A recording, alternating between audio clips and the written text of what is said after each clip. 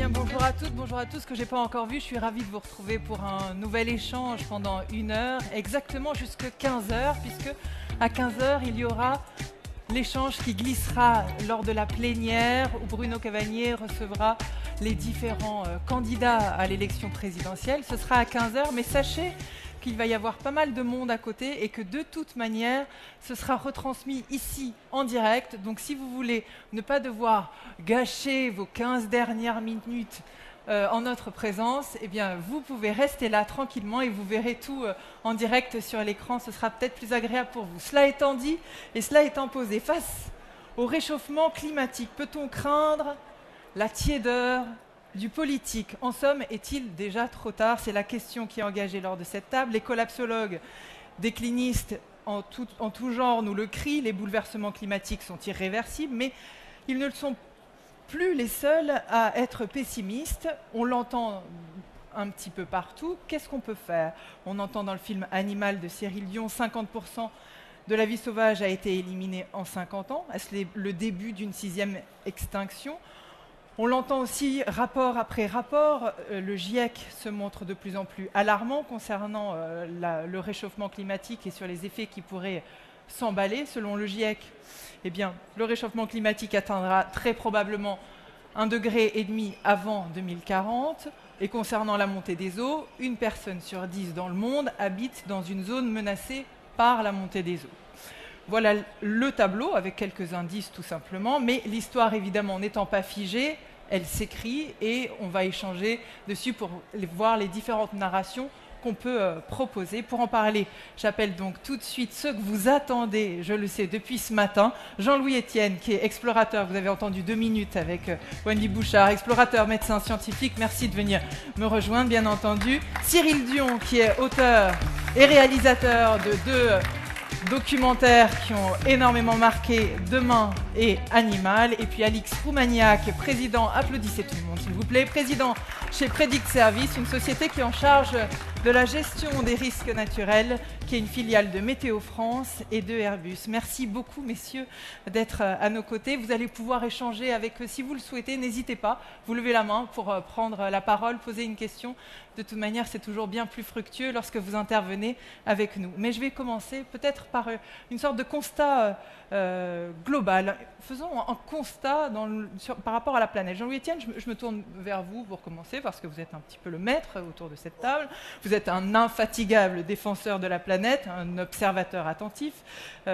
Grâce à vos différentes expéditions, que ce soit au Groenland, en Patagonie ou en Himalaya. L'accélération du réchauffement, vous l'avez constaté quotidiennement, vous l'avez vu, de vos yeux vus, ou alors c'est quelque chose qui se voit sur un temps plus long? Écoutez, je suis né il y a 75 ans. J'ai fréquenté les régions polaires, j'ai commencé à 40 ans au pôle Nord. Donc depuis 25 ans, j'ai un peu plus, non? 35 ? Eh oui, 35. J'ai constaté effectivement 2 choses. Donc j'y suis allé en 86 au pôle Nord, on marchait sur la glace pendant 63 jours, assez compact. J'y suis revenu, j'ai survolé en ballon en 2010.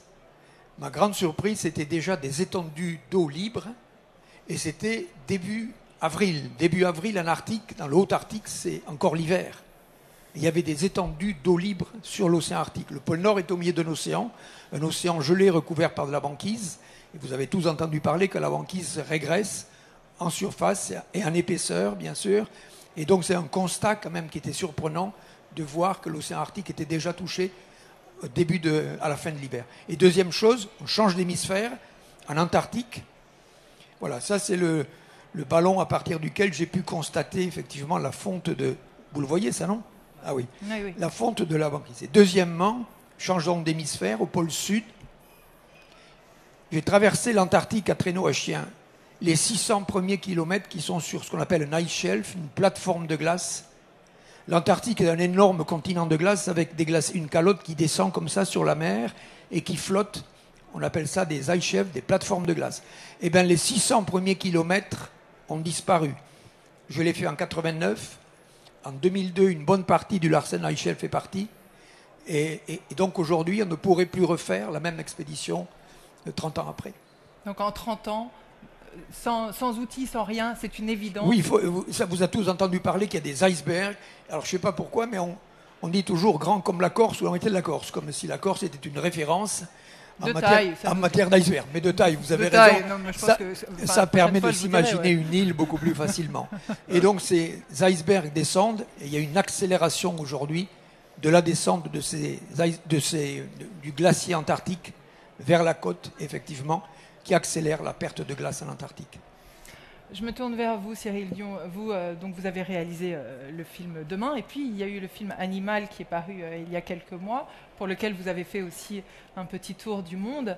Alors vous n'êtes pas né il y a 75 ans, mais le regard de réalisateur, l'œil que vous avez pu porter, au-delà de ce qu'on sait, qu'est-ce que vous avez pu voir, constater, vous, concrètement, de justement cette transformation qui s'opère sous nos yeux? Beaucoup de choses. Il y a aussi 3 documentaires qu'on a fait qui vont passer sur Arte, là, qui s'appellent Renaissance, qui sont sur le climat, qui vont sortir à la rentrée. J'ai à la fois rencontré énormément de scientifiques, à la fois vu des écosystèmes très dégradés. Je pense à la pollution plastique. On a été tourné sur les plages de Mumbai, où un avocat indien a organisé le plus grand nettoyage de plage qu'il y ait jamais eu. Ils ont ramassé 12 000 tonnes de plastique en 4 ans. Ce plastique étant directement, provenant des terres, passant par les rivières et allant se déverser dans l'océan. C'est une catastrophe, c'est un crève-cœur. Enfin, vous avez tous entendu ces chiffres-là, mais de nombreux scientifiques qui étudient les océans estiment qu'il pourrait y avoir plus de plastique que de poissons en 2050 dans les océans. Ça, on commence à le voir. On voit des écosystèmes qui étaient des forêts très denses, qui ont été transformés en pâturage. On voit aussi l'inverse, heureusement. On a été filmé au Costa Rica où il s'est passé le mécanisme inverse avec un gouvernement qui a décidé de réensauvager son territoire. On parle avec des climatologues qui sont terrifiés. Moi, c'est ça qui me fait peur. C'est-à-dire que c'est pas mon métier, je ne suis pas scientifique. Mais quand je vais rencontrer des scientifiques à Stanford, à Berkeley, au CNRS, des scientifiques qui écrivent des rapports du GIEC et que eux-mêmes nous racontent qu'ils sont absolument terrifiés par les résultats de leurs études, moi, ça a tendance à me faire peur. Et ils sont terrifiés parce que, comme vous l'évoquiez tout à l'heure, ils pensent qu'on est sur une trajectoire qui va nous conduire à dépasser les 1,5 degrés qu'il ne faudrait surtout pas dépasser en 2100, entre 2030 et 2040. Et possiblement dépasser 2 degrés avant 2050. Je me permets juste, puisque vous rentrez un petit peu plus dans le détail, c'est-à-dire que la question, il y a quand même la question de l'action de l'homme. Si on continue à émettre des gaz à effet de serre, ça a un impact évidemment plus grand et on projette à plus de 4, voire 5 degrés à horizon 2100, l'augmentation des températures, si on continue à émettre du gaz à effet de serre. D'où la question de changer de modèle aujourd'hui. Oui, mais ce qui est important à regarder, c'est qu'il y a un phénomène d'inertie, vous savez sans doute tous ça. Les climatologues aiment bien prendre la métaphore d'une voiture lancée à 200 km/h. Quand on freine, on a besoin d'une certaine distance pour s'arrêter. Là, de la même façon, comme le carbone qu'on a envoyé dans l'atmosphère va mettre un certain temps avant d'être absorbé à nouveau par les écosystèmes, au moins une vingtaine d'années à chaque fois qu'on émet du carbone, il va y avoir un phénomène d'inertie. Donc de toute façon, le réchauffement va continuer jusqu'à 2040, quoi qu'on fasse. Ensuite, la question est de savoir si on baisse ou si on ne baisse pas. Si on parvient à plus 3, plus 4 degrés, une partie de cette planète risque de devenir inhabitable. Inhabitable. À cause de la chaleur, à cause des sécheresses, à cause du manque d'eau, à cause de phénomènes extrêmes qui se multiplient. C'est un monde, c'est ce qu'un certain nombre de climatologues disent aussi, c'est un monde qui serait en guerre. Hein, ça a quand même une certaine portée de se dire ça aujourd'hui, particulièrement. C'est une de nos motivations premières de faire en sorte que nous continuions à vivre dans un monde relativement en paix que d'agir face au changement climatique aujourd'hui. C'est un monde où les migrations vont exploser. On est dans une campagne présidentielle où la question de l'émigration est à mon avis, totalement beaucoup traitée. Trop traitée. Ça va devenir un problème majeur qui va les déplacés climatiques. Les déplacés climatiques et qui va déstabiliser un certain nombre de régimes et qui va créer aussi des instabilités politiques. Je vous dis tout ça simplement parce que, et j'ai pas parlé de la biodiversité, mais qui est le sujet d'Animal, il faut qu'on ait conscience de la gravité de la situation pour pouvoir y apporter une réponse dimensionnée. Évidemment, on a besoin d'aller chercher en nous de l'énergie, d'enthousiasme et de créativité, comme Jean-Louis le fait régulièrement, et de faire en sorte que ça soit ça qui nous guide. Mais il ne faut pas pour autant être dans une forme de déni de la gravité et du tempo.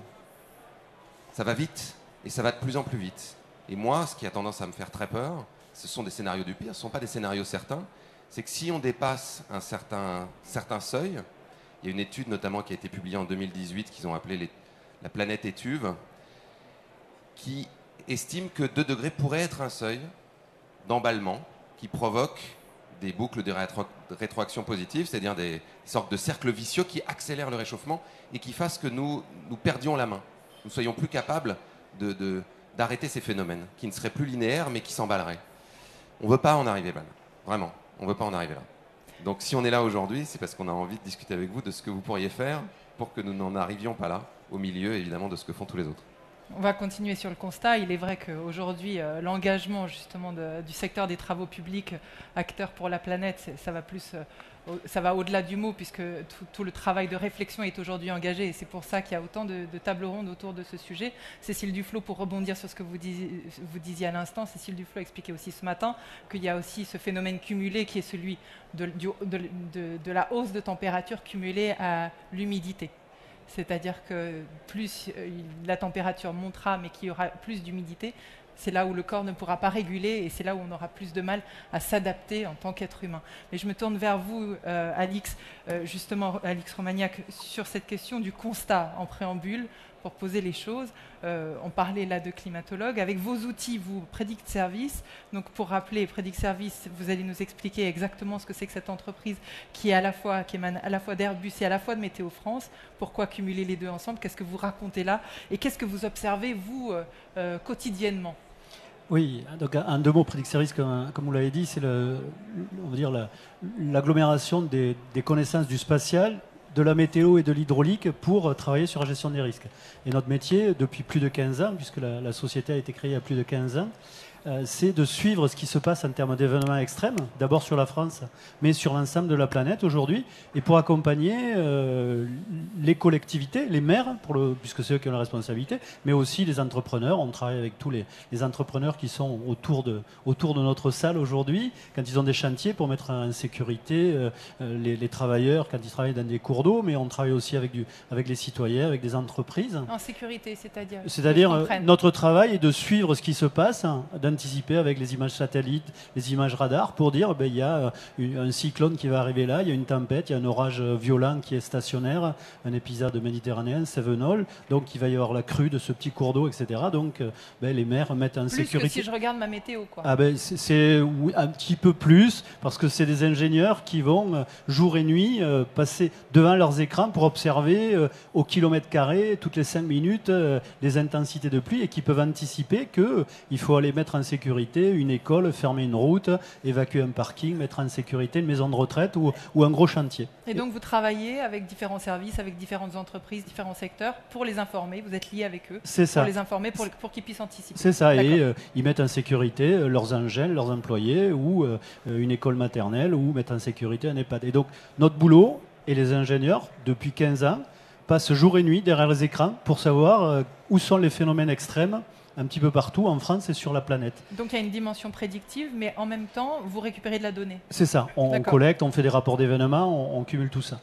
Et moi, ce que je veux dire, souvent on parle du réchauffement climatique au futur, en disant 2050, 2100. Et en fait, il faut arrêter. On y est dedans. Les conséquences, les événements extrêmes, on les vit depuis quand on a vu la tempête Alex à Nice en 2020, quand on a vu les événements dans l'Aude en 2018. Mais si je remonte, on peut égrener comme ça depuis en gros Nîmes 88, Vaison-la-Romaine 92, l'Aude 99. On a, et c'est le paradoxe du changement climatique, c'est pour ça qu'il ne faut pas parler, mais je le sais que dans la salle, ce n'est pas le cas, c'est ce réchauffement global, et température augmente, humidité augmente, 1 degré de plus, c'est 7% de plus d'humidité possible à l'atmosphère. Donc des intensités de pluie plus importantes. Et effectivement, aujourd'hui, on observe, mon accent me trahit, je suis du Sud, mais on observe à Paris... Vous auriez pu faire semblant. Hein. non, ça va. Mais on observe à Paris des orages ces dernières années que l'on connaissait plus chez Jean-Louis ou moi à Castres ou à Montpellier depuis des années. Donc on a à la fois un réchauffement global, mais des événements extrêmes, c'est-à-dire plus de sécheresse, plus de canicules, plus d'événements qui vont provoquer des inondations. Et c'est ça qui rend les choses compliquées. Donc l'urgence, elle est de s'adapter tout de suite, et c'est un peu ce que l'on commence à faire en prenant des actions pour diminuer les conséquences des événements, mais on va en parler pour tout à l'heure, il faut aller bien au-delà de ça. On va revenir sur les actions, on va continuer justement sur le constat. Je voulais faire un commentaire sur les images qui viennent de paraître là. Oui, et alors là, c'est la vallée de la Roya. L'océan, c'est la vallée de la Roya, donc c'est à la suite de la tempête. Tempête Alex de l'arrière-pays niçois. Ouais. L'océan est un régulateur très très puissant du réchauffement climatique. L'océan absorbe 93% de l'excès de chaleur. L'air ne stocke pas, l'air véhicule. C'est l'océan qui absorbe 93% de l'excès de chaleur. Donc vous comprenez qu'à la fin de l'été en Méditerranée, qui est surchauffée à la surface, une évaporation beaucoup plus importante, et comme tous les ans, il y a du vent de sud-est qui arrive au moment de septembre-octobre, qui amène cette humidité vers les montagnes, alors les Alpilles ou alors les Cévennes, et donc ascension de cette humidité, montée en altitude, refroidissement et retour dans la Méditerranée. Cette flotte que vous avez vue courir, là, elle vient de la Méditerranée. C'est une accélération du circuit, si vous voulez, de l'eau, du cycle de l'eau. Il y a des endroits des accélérations. Par exemple, sur l'arc caribéen. L'arc caribéen, c'est un arc volcanique, c'est une sorte de digue. Vous avez les alizés qui partent du nord de l'Afrique et qui soufflent et qui poussent les eaux de surface vers l'arc caribéen. Ben, cette eau de surface est beaucoup plus chaude, si vous voulez. Et donc, il y a toujours eu ce qu'on appelle des tempêtes tropicales en Martinique, Guadeloupe et autres de la Caraïbe. C'est-à-dire à la fin de l'été ou pendant l'été, vous avez beaucoup de pluie, du vent, etc. Aujourd'hui, quand vous avez une masse d'eau qui a accumulé sur cet arc caribéen qui fait 50 mètres d'épaisseur à 27 degrés, là, vous avez une bombe thermique. Là, vous avez, si vous voulez, donc on change de calibre.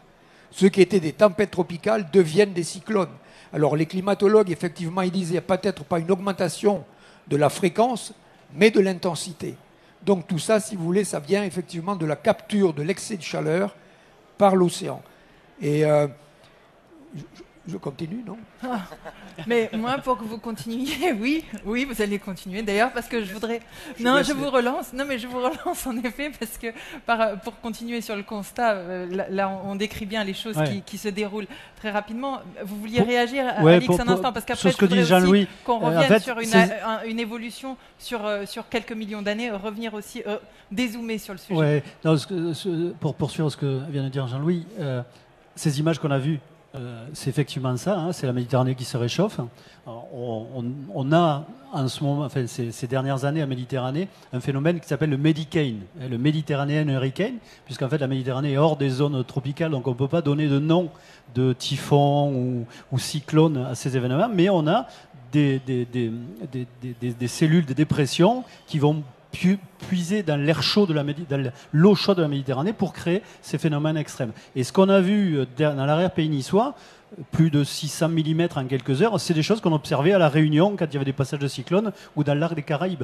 Donc aujourd'hui, on a une augmentation en fréquence et en gravité de ces phénomènes extrêmes. Et quand je dis aujourd'hui, c'est depuis hier, donc urgent de s'adapter. Évidemment. Je reviens juste sur les travaux que vous avez menés, et là vous allez pouvoir continuer, Jean-Louis Etienne, sur les travaux que vous avez menés, qui ne sont pas justement sur 10, 20 ou 100 ans, mais sur 1 million d'années grâce au prélèvement d'échantillons de glace. Ah oui. Qu'est-ce que ça raconte, ça? Alors l'Antarctique, enfin les glaces les calottes polaires, le Groenland au nord et l'Antarctique au sud. Donc ce sont des accumulations de neige importantes qui sont transformées sur la durée en glace. Voyez, quand il neige, vous avez la poudreuse légère, et petit à petit, elle se transforme, elle se tasse, et les petites bulles d'air qu'il y avait entre les flocons, si vous voulez, ça reste emprisonné. Et Claude Lorus a eu cette idée, c'est un glaciologue français qui a eu cette idée de dire, mais les petites bulles d'air qui sont emprisonnées dans la glace, elles doivent contenir des échantillons d'air et on peut trouver la composition de l'air dans le passé. Et donc, ils font des carottes de glace. Aujourd'hui, on descend à 3000 mètres. On a 1 million d'années de l'histoire du climat. Et qu'est-ce qu'on constate? J'avais fait une conférence avec lui. Moi, je rentrais de la traversée de l'Antarctique en 89. On avait fait une conférence tous les deux. Moi, j'étais avec des chiens, je parlais de mes chiens. Et lui parlait de ses carottes de glace, bien sûr. Et il nous montre le résultat. Et donc, on voit depuis 1 million d'années ceci. Augmentation de la température du gaz carbonique. Voilà. Période chaude, période froide. Vous avez tous entendu parler, on a tous appris à l'école, période glaciaire, interglaciaire. Donc la Terre, elle a sa vie propre. Et on voit que nous allons vers une période de réchauffement, mais lent, qui va s'installer sur des milliers d'années, vous voyez. Et donc, ce qu'il montre à cette conférence, il dit, regardez, depuis 1 siècle, il y a une accélération extrêmement... Ce n'est plus ça, c'est ça tout d'un coup. Depuis 1 siècle, on voit sur les courbes de la composition de l'air, si vous voulez, de l'air qui est à la surface, ainsi que du gaz carbonique, une accélération de la montée en température et de la teneur en CO2. Et Claude Lorius montre ça pour dire, elle est là, la signature de l'activité humaine. Depuis 150 ans, cette augmentation rapide. Et il avait une phrase pour rejoindre ce que tu disais tout à l'heure de l'inertie du phénomène, et il dit, le processus est enclenché. Cette phrase m'est restée, c'était en 89, je me souviens, le processus est enclenché, tout ça pour dire l'inertie énorme de ce phénomène. Ce que Cyril disait tout à l'heure, effectivement, ce qui est parti dans l'atmosphère, ben ça y est. On a cru, à un moment donné, qu'on pouvait tout envoyer, à la fois dans les océans et dans l'air, que ça partait dans le cosmos. Mais non, ça reste dans la troposphère, cette couche d'atmosphère qui fait 10 km. Vous partez du centre de rotation de la Terre avec Jules Verne, là vous avez fait 6500 km, vous arriviez dans l'amphi. Les 10 derniers kilomètres, c'est la troposphère. C'est rien. En 2019, 43 milliards de tonnes de CO2 sont partis dans l'atmosphère. En 2019, 43 milliards de tonnes de CO2. Vous voyez ce que disait Cyril tout à l'heure, il n'y a que la nature qui peut le recapturer. On n'a pas d'aspirateur à CO2. Vous voyez, il n'y a que la nature, par la photosynthèse, qui peut le recapturer. Il n'y a que la nature. 25% par les plantes au sol et 30% à peu près par l'océan. Cyril Dion, justement, par rapport à ces constats, vous avez employé 2 fois un mot que je me refuse d'employer, c'est celui de peur. Mais sans doute, vous faites exprès de l'employer. C'est-à-dire que là, tout ce qu'on donne comme indice depuis tout à l'heure, évidemment, c'est pas très encourageant pour penser à demain, sans paraphraser le titre de votre premier documentaire qui vous a fait connaître. Mais donc, comment on parle aux gens, outre le fait de dire il faut agir, et on va revenir sur le comment, mais qu'est-ce qu'on dit? Est-ce qu'il y a des indices qui peuvent être aussi remarqués, qui peuvent être positifs, qui peuvent être des alternatives ou autre chose? Quand je dis qu'il faut avoir peur, c'est que, comme je l'évoquais tout à l'heure, on a besoin de partir d'un constat partagé. C'est ça qui nous manque dans nos démocraties. C'est ça qu'on a essayé de faire avec la Convention citoyenne pour le climat, par exemple. C'est de mettre tout le monde autour de la table et que tout le monde déjà s'entende sur ce qui est en train de se produire. Est-ce qu'on est déjà d'accord là-dessus? Est-ce qu'on est déjà d'accord qu'on est à 1,1, 1,2 de réchauffement et que ce réchauffement continue et que ce sont les humains qui en sont la cause et qu'on a besoin de trouver une solution pour décarboner nos économies, mais aussi pour faire en sorte de donner de l'air aux écosystèmes. Parce qu'on n'a pas parlé du fait que les scientifiques craignent qu'on s'approche d'une 6e extinction de masse, que les espèces disparaissent entre 100 et 1000 fois plus vite que la normale, et qu'on a besoin de ces écosystèmes pour vivre. On a coutume, et je sais que c'est le cas beaucoup en entreprise, de modéliser le développement durable, vous savez, avec 3 cercles. L'économie, l'écologie, le social, et on dit le développement durable, c'est ce qui est à la confluence de ces 3 cercles. Ça a été conçu comme ça d'ailleurs, voilà. C'est comme ça que le mot est apparu, c'était sur ces 3 piliers-là. Exactement. Sauf que cette représentation est extrêmement trompeuse. Parce que la réalité physique, c'est qu'il y a un cercle qui est la biosphère, dans laquelle nous vivons. Qu'à l'intérieur de ce cercle, il y a un 2e cercle qui est l'humanité, donc qui est la sphère sociale, nous. Et à l'intérieur de l'humanité, il y a un 3e cercle qui est l'économie, la façon dont nous organisons nos échanges. L'économie est le cercle le plus petit. Il dépend du fait que les 2 autres cercles existent. Or, pour le moment, l'essentiel de ce qui guide nos politiques publiques, c'est l'économie. c'est la rentabilité, c'est les perspectives de croissance économique. C'est très important qu'on prenne la mesure du fait que c'est un narratif, c'est une représentation, c'est un récit qui est faux, qui s'appuie sur des bases qui ne sont pas la réalité physique. Si on arrive à faire ensemble ce constat, et c'est ce qu'on essaie de faire là avec vous, ensuite, comment est-ce qu'on se met autour de la table pour élaborer collectivement des réponses à ce phénomène, et dans toute sa gravité. Là encore, c'est ce que nous avons tâché de faire avec la Convention citoyenne, c'est de dire on va tirer au sort des gens. Pourquoi je m'attarde juste là-dessus parce que il me semble que ça a du sens. Vous allez entendre parler les candidats aux élections présidentielles.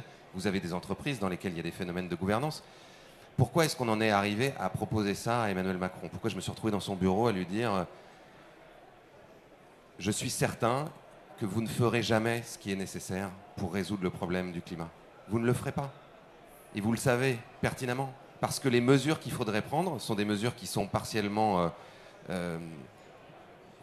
peu à même de séduire votre électorat. Voilà. En gros, si vous dites aux gens il faudrait réduire de 50% le nombre de voitures en circulation, il faudrait faire une tombola tous les ans pour voir qui, parmi les 500 000 Français qui ont le droit de prendre l'avion, vont le prendre. Il faudrait passer de 90 kilos de viande par personne et par an à 25. Je pense que les gens ne voteront pas pour vous. Donc vous ne le ferez pas. Parallèlement à ça, vous allez vous heurter à des intérêts économiques qui parfois vous ont porté au pouvoir et des intérêts économiques qui ont une influence majeure sur la politique de nos pays. Et vous allez mettre la France dans une problématique de compétitivité par rapport à vos voisins parce que vous allez créer des distorsions de concurrence, etc.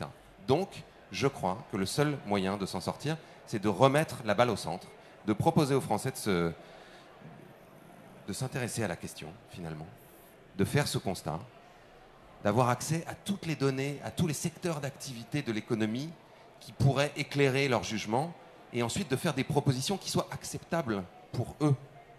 C'est-à-dire qu'ils n'aient pas le sentiment qu'on leur impose d'en haut, mais qu'ils aient le sentiment qu'ils ont participé à décider que collectivement, ils allaient prendre cette direction pour résoudre le problème. C'est là qu'on en est. Si on ne fait pas ça, en gros, on va laisser les phénomènes se dégrader. Plus ils vont se dégrader, plus on va se retrouver dans des situations d'urgence. Vous avez vu ce qui s'est passé avec la pandémie. Gilles Boeuf, qui est l'ancien président du Muséum d'histoire naturelle, le dit très bien. Il dit on le sait depuis des années qu'un phénomène grippal pourrait dégénérer en pandémie. On n'était pas prêt. Donc on s'est retrouvé à réagir dans l'urgence. Et en réagissant dans l'urgence, il y a certaines choses qu'on a réussi à faire, mais on a été obligé d'être d'une certaine brutalité. Il y a des gens aujourd'hui qui disent que les libertés publiques sont en danger. Avec le changement climatique, ça serait pire.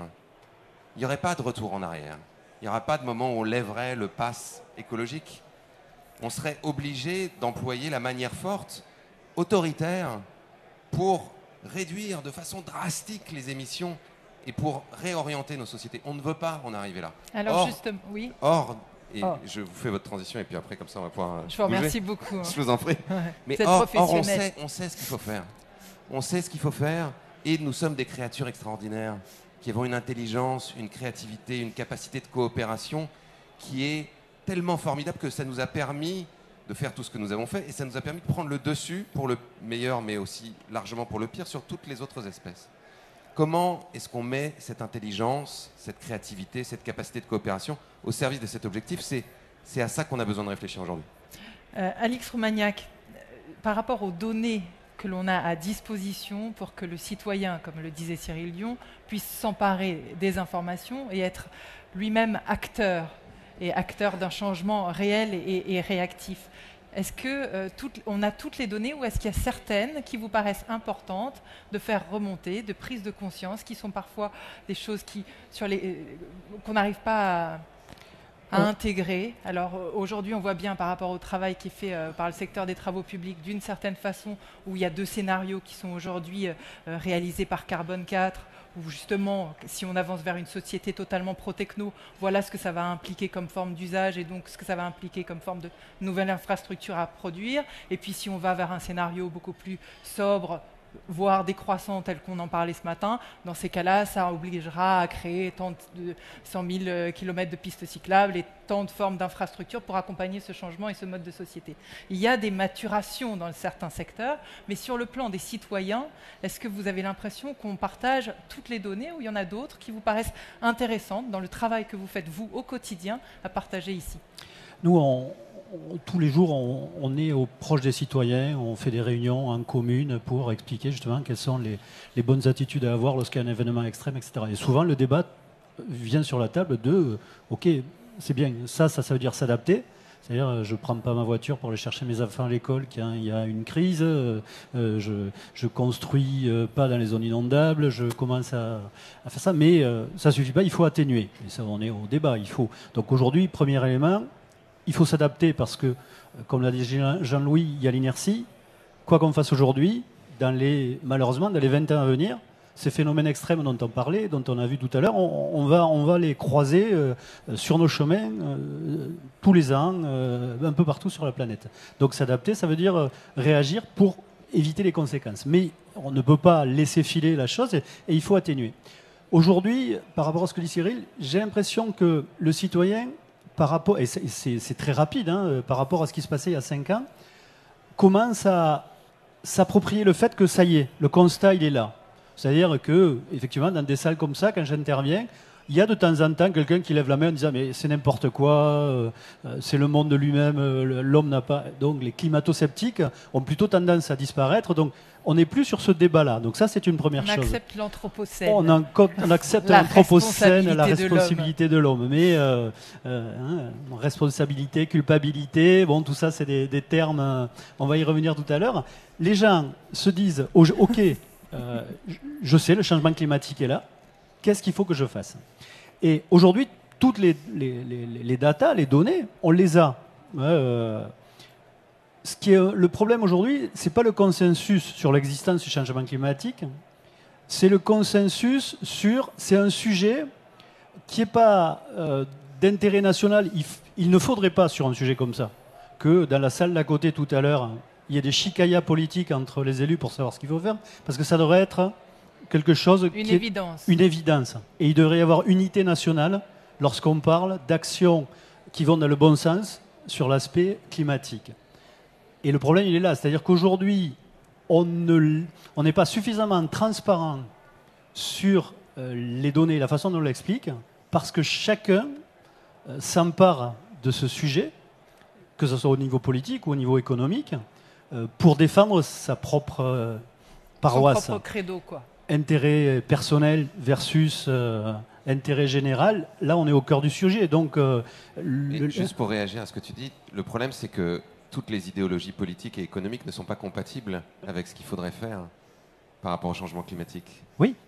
Et c'est là où ça devient difficile. C'est-à-dire que les gens constatent que, ok, il est là, qu'il faut faire des choses. Ce que les gens doivent faire, c'est énorme. Jean-Louis disait tout à l'heure, si on veut passer à ce qu'il va falloir être durable en termes d'énergie, etc., ça va bouleverser nos modes de vie, bouleverser nos économies, bouleverser nos quotidiens. Et on ne change pas de telle manière. Je crois que c'est une révolution que la société n'a jamais connu depuis son existence. En si peu de temps, le débat de ce matin des croissances, on ne peut pas dire à des gens, aujourd'hui, plus de 60% des émissions de gaz à effet de serre, c'est la Chine, la Russie, l'Inde, les États-Unis. Le problème, il est mondial. Il ne faut pas que ça soit juste réglé dans cet amphithéâtre. Il faut que les prises de décision, elles soient mondiales. Aujourd'hui, la Chine qui commence à avoir accès à des progrès sur le plan social, leur dire maintenant, c'est bon, vous y êtes arrivé, mais stop. Pendant des années, vous avez roulé en vélo, maintenant vous pouvez avoir des voitures. Non, mais revenez à vélo, c'est juste impossible à entendre pour ces gens-là. Donc, on a le constat, mais il faut partager toutes les explications, il faut faire de la pédagogie, et il faut faire admettre à tout le monde que ce changement, il doit être pris. Et c'est la complexité. Il y a urgence, mais il va falloir du temps pour le faire. Et je vais peut-être paraître un peu... je suis un adepte du petit pas sur ce sujet. Alors parce que je pense qu'on n'a jamais gagné un marathon en partant en sprint. Alors le petit pas, le citoyen, d'une certaine façon, je me tourne vers vous, Jean-Louis Etienne. Quand il y a une COP 26, quand il y a des grandes décisions politiques à l'échelle mondiale, est-ce que vous avez l'impression que ça fait bouger les choses? Ça aide aux Oui, à l'évolution, ou alors ça passe par le petit pas, ça passe par le tout un chacun, la prise de conscience individuelle, des petits groupes qui se réunissent, qui pensent. Comment vous le voyez, à quelle échelle? Non, il faut bien comprendre que le CO2 qui est au-dessus de Paris de temps en temps, ou d'Agen ou ailleurs, c'est peut-être du CO2 qui vient de Chine. Vous voyez ce que je veux dire? Il y a une mondialisation de la composition de l'atmosphère. Donc chacun doit prendre sa part pour essayer de limiter au maximum le chose. Il y a un problème de culture de la consommation énergétique de chacun. Vous voyez, quand on parle d'économie, on parle du dollar, on parle de l'euro. Quand vous dites 100 millions ou 10 millions d'euros ou de dollars, on a une idée. 1 milliard, tout le monde n'a peut-être pas une idée, mais on voit qu'1 milliard d'euros. Quand vous parlez d'énergie, quand vous dites à quelqu'un kilowatt, mégawatt, gigawatt, terawatt, tu peux me faire une image? Tu peux me dire à quoi ça correspond? Non. Si vous voulez, donc, on a une sous-culture totalement de la quantité d'énergie que l'on consomme. C'est tellement facile, l'accès à l'énergie. Notre civilisation s'est développée sur cette facilité d'un tronc commun d'énergie fossile, facile d'accès, distribué à l'échelle planétaire. Vous partez d'avion ici jusqu'à Punta Arenas, vous faites le plein de l'avion. Vous voyez ce que je veux dire? Il y a une irrigation planétaire de cette solution. Là, il faut effectivement interrompre cette hémorragie totale, quoi. On a l'intelligence, on a conscience de la situation, on a l'intelligence des solutions. Quand je parle d'une sous-culture de l'énergie, rien que pour faire marcher le métro à Paris, il faudrait 400 éoliennes de 2 mégawatts. Les 2 mégas, c'est celles qu'on a dans nos campagnes, les premières installées. Maintenant, elles sont à 3, certaines, 2 mégas. 400 éoliennes et 20 km/h de vent. Donc, j'étais dans une école d'ingénieurs l'autre jour, parce que la solution, elle sera technologique. Elle est comportementale, mais elle est technologique. Alors, je dis, on va faire un exercice. Il y a du vent, 20 km/h de vent, le métro à Paris marche bien. Tout d'un coup, mesdames et messieurs, le métro vient de s'arrêter parce qu'il n'y a plus de vent. Voilà. Donc, ça, c'est l'équation que je leur pose. Qu'est-ce qu'on fait? Ah, mais monsieur, on a du charbon. Non, je parle du décarboné, là. On est parti sur une solution décarbonée. On a du vent, ça marche. On n'a plus de vent, qu'est-ce qu'on fait? Alors, il y a les barrages. Il y en a qui disent, mais attendez, on est quand même intelligent. On va répartir les énergies renouvelables sur la France. Il y a du Mistral dans la vallée du Rhône. On va aller chercher. Mais attends, Tintin, les mecs de Marseille, ils le veulent, ce truc-là. Ça ne marchera pas comme ça. Vous voyez ce que je veux dire? Oui, mais donc, j'ai envie juste de vous relancer là-dessus, puisque vous parlez des éoliennes. Là, il y a un projet, et d'ailleurs Patrick Pouyanné tout à l'heure dans cette salle en parlait, d'un projet éolien géant en Écosse, auquel Total Energy participe d'ailleurs. C'est 17 projets attribués, entre autres, et qui veulent produire 25 gigawatts avant 2030. Ce sont donc des éoliennes en mer. Oui. Là, qu'est-ce que vous pensez de ce genre de choix c'est bien. C'est bien, surtout en mer, c'est du offshore. L'offshore, ça dérange personne. Puis les plages en Écosse, elles sont un peu plus rares que chez nous en France, donc ça dérange beaucoup moins de personnes, mais c'est une solution.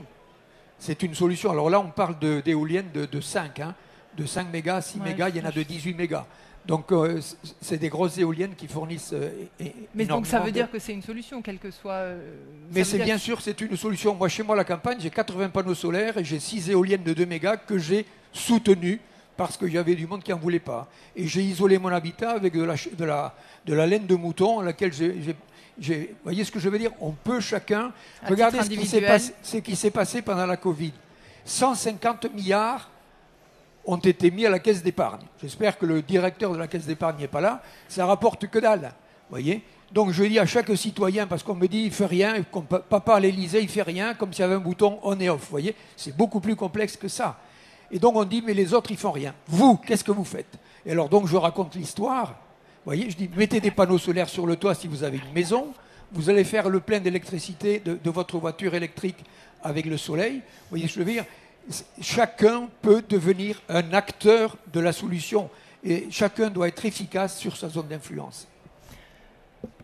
Cyril Dion, justement, être acteur de la solution, vous, qu'est-ce que vous préconisez justement? Comme vous l'avez dit, cet être, je ne sais plus comment vous l'avez dit, mais en tous les cas, il avait l'air très intelligent. Cet être intelligent qui peut agir justement face à tous les constats qu'on est en mesure de faire aujourd'hui, qu'est-ce que ça veut dire? Qu'est-ce que ça implique d'être acteur, chacun à son niveau? On arrive à la fin de l'échange. Je vais être hyper rapide parce qu'on n'a pas le temps, mais on a besoin d'aller vers une sorte de métamorphose de nos sociétés, c'est ce que tu disais tout à l'heure, qui est de grande ampleur. À chaque fois qu'il y a eu des métamorphoses dans nos sociétés, que ce soit la fin de l'esclavage, que ce soit la fin de la ségrégation, que ce soit la fin de la monarchie, pour moi, il y a 3 grands facteurs qui rentrent en synergie. D'abord, des récits nouveaux qui émergent, des gens qui sont capables de penser le monde autrement que comme il est. Et ces récits, ils émergent à la fois dans la tête de gens, c'est-à-dire des penseurs, c'est-à-dire des artistes, c'est-à-dire des leaders charismatiques comme Martin Luther King quand il dit « I have a dream », mais ils émergent aussi chez des gens qui se mettent à organiser le monde différemment. Dans Animal, on a été filmer cette ferme en permaculture au Bec et Loing qui a complètement changé sa façon de faire de l'agriculture en disant « on va produire pour les humains, pour répondre à un besoin, mais tout en produisant, on va faire en sorte qu'il y ait plus de vers de terre, plus de pollinisateurs, plus d'oiseaux qu'il n'y en avait avant qu'on commence cette activité. » Donc comment est-ce que nous, êtres humains, on peut jouer notre partition pour régénérer le vivant en même temps qu'on agit? Ça, ce sont des nouveaux récits. Des gens qui inventent d'autres façons de faire de l'énergie, qui inventent d'autres façons de créer de la monnaie, qui inventent d'autres modèles démocratiques. On parlait de la Convention citoyenne avec des assemblées tirées au sort tout à l'heure. Tout ça, ce sont des nouveaux récits. Ça, c'est un pilier. Le deuxième pilier, ce sont des rapports de force. De toute façon, il va falloir qu'il y ait des rapports de force. Je suis désolé de le dire, Patrick Pouyanné, que vous avez reçu tout à l'heure, ce sont des entreprises qui, aujourd'hui, ont des économies de rente et qui ont des politiques qui, à mon sens, ça n'engage que moi, sont criminelles. Aujourd'hui, en 2030, 80% des investissements de Total, ça sera toujours les énergies fossiles. L'Agence internationale de l'énergie a dit l'année dernière que si nous voulions rester en dessous de 1,5 degré, il faudrait plus qu'il y ait une seule nouvelle infrastructure fossile sur la planète à partir d'aujourd'hui. Total est en train de construire un énorme pipeline en Ouganda et nous savons que ça sera une bombe climatique. Alors que Total vient de réaliser un bénéfice de 14 milliards cette année, donc a la capacité d'investir massivement dans les énergies renouvelables. Ok, ils le font un peu. Moi, de temps en temps, ils ont un vrai changement de modèle, c'est une évidence. Il n'empêche qu'il y a le sujet de l'Ouganda, mais il y a un vrai changement de modèle. 80% d'investissement dans les fossiles en 2030, c'est pas un gros changement de modèle. C'est un changement très progressif de modèle. On a besoin d'aller beaucoup plus vite. Ces rapports de force-là, ils ont besoin de s'inscrire dans la rue, dans le monde politique, dans les tribunaux. On a fait en sorte d'attaquer l'État en justice. Parce que, encore une fois, si on regarde attentivement comment ça se passe, l'essentiel des décisions publiques, aujourd'hui, sont orientées par l'élite économique et par des intérêts privés. Nous l'avons vécu de première main avec la Convention citoyenne. Donc on peut se raconter plein de belles histoires, mais c'est quand même comme ça que ça se passe aujourd'hui. Et c'est pour ça que je disais que l'enjeu démocratique était énorme. Le troisième pilier, ce sont les circonstances historiques. En règle générale, des circonstances historiques puissantes agissent comme des catalyseurs sur les 2 autres facteurs. Le droit de vote des femmes en Angleterre, c'est les suffragettes, c'est des personnes qui ont été capables d'imaginer le monde différemment, mais c'est aussi la Première Guerre mondiale, qui font que les femmes prennent un certain nombre de postes dans la société, qui a un déséquilibre démographique, et ça fait la bascule. On ne peut plus considérer que c'est des citoyennes de seconde zone. Nous, la circonstance historique, c'est le changement climatique. Là non plus, ne nous racontons pas d'histoire. Plus les conséquences du changement climatique vont être graves et terribles, plus des populations vont se rebeller, vont se révolter, plus il y aura d'émeutes de la faim, et plus ça créera de la déstabilisation politique. Et ça va nourrir le deuxième pilier, qui lui-même serait facteur de déstabilisation s'il n'y avait pas le premier. Les révolutions arabes, c'est bien de mettre à bas des dictateurs, mais si on n'a pas de projet, si on n'a pas de vision pour le futur, si on ne sait pas organiser pour construire une société différemment, finalement, ce sont d'autres dictateurs qui prennent la place. Donc on a besoin des 3. Donc chacun d'entre vous, là où vous êtes, vous faites des infrastructures, vous pouvez participer à faire émerger ces récits, vous pouvez participer à ce rapport de force avec les responsables politiques, avec le milieu économique. Juste un tout petit exemple sur votre secteur d'activité. Quand on a filmé Demain, on a été voir à Copenhague un urbaniste qui s'appelle Jan Gehl, qui est un des grands urbanistes de rendre les villes au vélo et aux voitures, qui nous disait, il y a une équation qui est très simple. Plus vous construisez de routes, et plus il y aura de voitures. On croit qu'on va désengorger, en réalité, il y en a plus. Plus vous construirez de pistes cyclables, plus vous construirez de zones piétonnes, plus vous aurez de piétons et de cyclistes. On l'a vérifié partout dans le monde où on l'a fait. On a des choix à faire aujourd'hui. Et ces choix sont loin d'être anodins, puisque l'essentiel de notre problème est structurel, et vous faites des infrastructures, donc vous avez vraiment les manettes pour ça. Chacun a sa responsabilité en main. Alix, un dernier mot. Oui, un dernier mot. L'enjeu qui est face à nous, il est énorme, je crois que tout le monde l'a dit. Et pour moi, ça doit être un enjeu positif vers les gens. Aujourd'hui, je crois que si on veut gagner cette... je ne veux pas utiliser le terme de guerre, aujourd'hui il est mal placé, mais il est plus fort qu'une guerre, ce qu'on a devant nous. il faut que ce soit positif, il faut que les gens y rentrent avec enthousiasme. Et aujourd'hui, je pense que le constat, il est partagé par tous. Les gens ont envie de faire quelque chose, mais il y a trop de messages de culpabilité vers les gens. C'est-à-dire qu'aujourd'hui, on dit aux gens, Jean-Louis le disait tout à l'heure, baby boomer, on accuse une génération d'avoir fait responsable mais pas coupable, les gens ne le savaient pas. Donc il faut arrêter de culpabiliser tout le monde, il faut arrêter de culpabiliser les gens qui mangent un steak, qui envoient un mail. Quand je fais des conférences, les gens me mettent sur le même pied d'égalité en disant mais oui, mais je réchauffe la planète, j'envoie des mails. Ok, mais c'est là, les données sont là, il faut les rendre lisibles et il faut transmettre ça en message positif. Aujourd'hui, Jean-Louis l'a dit, on a été capable de faire des choses immenses et tout le monde doit contribuer. Et c'était sur un autre sujet, mais on a parlé de l'effet colibri. Et je crois qu'aujourd'hui, il faut lancer sur toute la planète un gros effet colibri. Et il faut que, aujourd'hui, cette démarche, elle est engagée par les États, parce qu'on l'a dit, ça se passe aussi au COP, ça se passe dans les départements, ça se passe dans les communes, ça se passe chez les citoyens. Et je crois que c'est tous ensemble qu'on va y arriver, mais avec un projet positif en se disant que c'est quelque chose de bien à laquelle on va aboutir. Un petit mot pour conclure, Jean-Louis Un Etienne. petit mot Merci pour conclure beaucoup. à la Fédération nationale des travaux publics. Ils connaissent leur métier, ils savent de quoi on les accuse. On ne les accuse pas, puisque s'ils vous reçoivent, c'est que justement, la question, c'est de se remettre en question dans son modèle. J'exagère un peu en disant ça, mais en fait, ça a été dit, on le sait, ils ont l'intelligence des solutions, il faut avoir l'audace de les mettre en œuvre. Vous voyez, s'il y a un truc que vous pouvez essayer d'éviter, ne coupez pas les arbres. Le moins possible. Vous voyez, un arbre, c'est le gîte et le couvert de la biodiversité. Un chêne qui a 50 ans transpire 250 litres par jour. C'est de l'évapotranspiration. Vous voyez la sève qui monte. Vous imaginez l'hygrométrie que ça maintient. Donc ce sont des acteurs du climat, ce sont des acteurs de la biodiversité. Ça met 40 ans à pousser, ne les décapitez pas le moins possible. Voilà, c'était une petite remarque parce que ça fait pas partie. Non mais on ne savait pas quoi faire, au moins on ne coupe pas les arbres. Hein, voilà. On coupe pas les arbres. Voilà. Et ben voilà, merci infiniment à vous tous.